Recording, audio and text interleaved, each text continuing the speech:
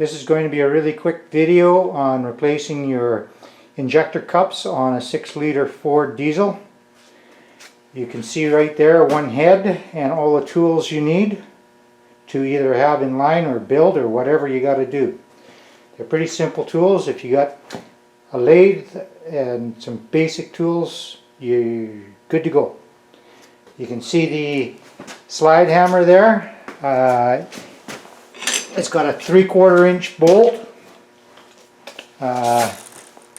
3 inch long, and it's been tapped to fit the slide hammer. That's going to be used for removing them.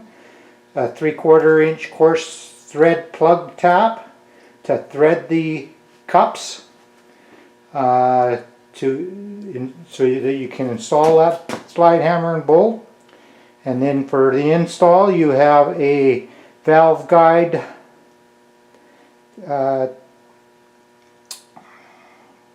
installing tool, and it's been fit with a washer so that it fits nicely into the cup.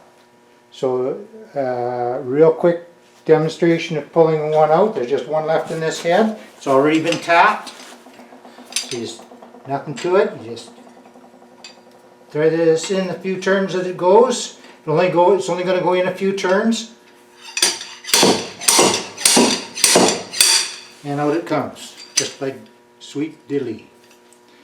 And then when it comes to installing them, it would be recommended that you use a lot of people are talking about Loctite. I don't really see that you need Loctite. All it seems to do is seal to your water jacket, so I would suggest use whatever you like to use on your expansion plugs.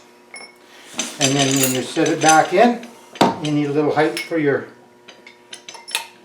alignment tool, your valve guide tool, and feel it into the hole, your injector hole, and then it just taps down.